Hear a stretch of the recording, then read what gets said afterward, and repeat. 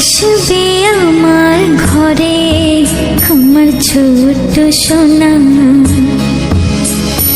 ভরিয়ে দেবে খুশির আলোয় তার জোছনা।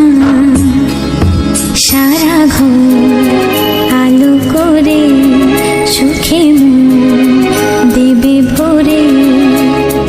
আসবে আমার ঘরে আমার ছোট্ট সোনা,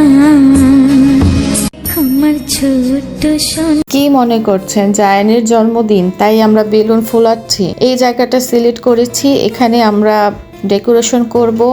আর কি মজা না, আমরা কি মজা করে বেলুন ফোলাচ্ছি, খুব অল্প সময় বেলুন ফোলাতে পারছি। কিন্তু যতটা ইজি মনে হচ্ছে এটা আসলে অতটা ইজি না। হাতের অবস্থা খুবই খারাপ হয়ে গেছে, হাত লাল হয়ে গেছে এবং মুখ দিয়ে ফোলানোর চেষ্টা করেছি, অনেক গোলাপ মুখ দিয়েও ফুলিয়েছি কিন্তু মুখ পুরো ব্যথা হয়ে গেছে।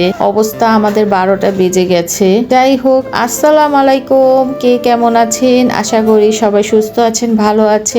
আজকে হচ্ছে আমার ননাসের স্বাদের অনুষ্ঠান। প্রত্যেকটা মেয়ের একটা স্বপ্ন এই স্বাদের অনুষ্ঠানের, তার স্বাদ হবে প্রত্যেকটা মেয়েই চায়। কারণ আমরাও চেষ্টা করেছি ছোটখাটো ভাবে স্বাদের অনুষ্ঠান করতে। আর এই অনুষ্ঠানটা হয়েছিল, আপনাকে বলে দিই আপনাদের, কারণ এটা অনেক 1-1.5 বছর আগের করানো ভিডিও। এটা আমার ইউটিউবে চ্যানেলে আছে কিন্তু আমি পেজে দিইনি এখন পর্যন্ত। চেষ্টা করেছি যে দিব কিন্তু আর দেওয়া হয়নি। আমি হঠাৎ করে মনে পড়েছে যে আপুর স্বাদের অনুষ্ঠানের ভিডিওগুলো আমার মোবাইলে আছে, এমনিতেও মোবাইল পুরো ফুল হয়ে আছে। কারণ এটা হচ্ছে আমাদের জীবনের লাস্ট আনন্দ, এরপর থেকে আমাদের জীবনের অন্ধকার চলে এসেছে। এটাই আমাদের জীবনের শেষ খুশি আনন্দর দিন। আপুর উসিলায় আর কি এত সুন্দর একটা দিন পেয়েছি। কারণ আপুর স্বাদের অনুষ্ঠানটা হঠাৎ করা আমাদের, কারণ আমরা চেয়েছিলাম আজকের দিনটা একটু স্পেশাল করতে, কাউকে বলি নেই। কারণ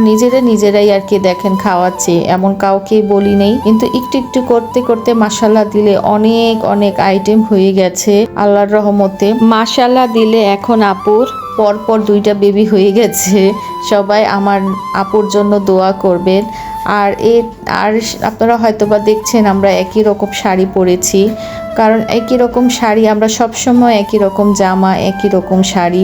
আপুর সবসময় একটা কাপড় কিনলে আমার জন্য কিনে বা আমি কিনলে আপুর জন্য কিনি, কারণ আমরা 2 বোনের মতন সব সময় চলেছি। আমার বন্ধু বান্ধব সব কিছুই হচ্ছে আপুর কাছে আমি সব কিছু শেয়ার করতে পারি। আমার ননাস বলতে ভুল হবে, সে এখন মার ভূমিকা পালন করছে।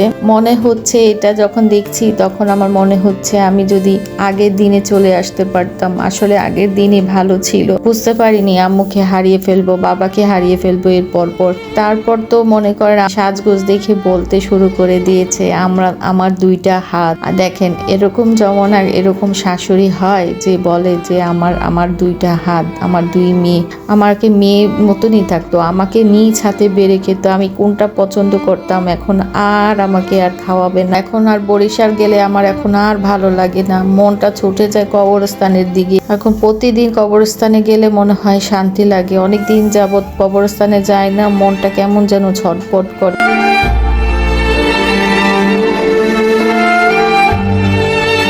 আর ভালো লাগে না কোনো কিছু।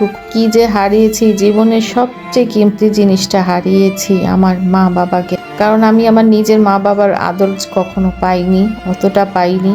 আর আমার শ্বশুর, আমার শাশুড়ি, আমার পুরা মন প্রাণ দেহ জোরে সব কিছু জোরেই আমার শ্বশুর শাশুড়ি চেয়েও বেশি ছিল। আমার শ্বশুর শাশুড়ি সমস্ত বিপদের মধ্যে, আমার যত বিপদ হোক না কেন, আমার সন্তান, আমার হাজবেন্ড, আমার পারিবারিক, সব সময় আমার শ্বশুর আমার পাশে একটা গাছ হয়ে দাঁড়িয়েছে সব সময়।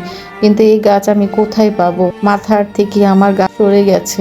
জায়ানের আব্বু বলতেছিল যে একটা রাজা হাঁস খাওয়া লাগে, বলতে না বলতে দেখি আম্মু রাজা হাঁস কিনে সুন্দর করে পরিষ্কার করে একদম ফ্রিজে রেখে দিয়েছে। আমরা যখন গিয়েছি তখন একদম রান্না করে আমাদের পেট ভরে খাইয়েছে, কিন্তু এরকম করে আমাদের আর খাওয়াবে না। আমাকে আর আদর করে আর কেউ খাওয়াবে না, আর কেউ বলবে না যে তুমি কি খাবা। এখন আমি এতটাই ভেঙে পড়েছি, মনে অশান্তি লাগে, কোনো কিছু কিনে শান্তি পাই না, আম্মুকে বলতে পারি না, মনে শান্তি লাগে না। কি করে যে শান্তি লাগবে, মনে হয় অনেক কথা মনের ভিতরে জমা আছে, কখন আম্মুকে বলবো, কখন বাবাকে বলবো। সময় থাকতে মা বাবাকে সময় দিন, মা বাবাকে ভালোবাসেন। মা বাবা হারিয়ে গেলে মা বাবাকে আর পাবেন না, তখন বুঝবেন মা বাবা কি ছিল। আমরা এখন বুঝি মা বাবা কি ছিল আমাদের জন্য। আমাদের হাহাকার, আমাদের কষ্ট সারা জীবনই থাকবে, এই কষ্ট কোনোদিন যাবার নয়। কিন্তু আমার বাবা তো চলে গেছে, আম্মু তো চলে গেছে, আল্লাহর এক ডাকে চলে গেছে। এখন আম্মু আসবে না, বাবাও আসবে না। আর যাই হোক, ছোট্ট একটা আয়োজন করেছে আপু, হঠাৎ করে জায়ান এসেছে, আমি এসেছি বলে একটা কেক কেটেছে, আমরা এখন কেক কাট। তারপর তো যাই হোক, আজকে এ পর্যন্ত চেষ্টা করেছি আপনাদের কাছে শেয়ার করার জন্য, চেষ্টা করলাম। আপনারা সবাই ভালো থাকবেন, সুস্থ থাকবেন। আজ এ পর্যন্ত, কোনো এক সময় নতুন কিছু নিয়ে আসবো। আল্লাহ হাফেজ।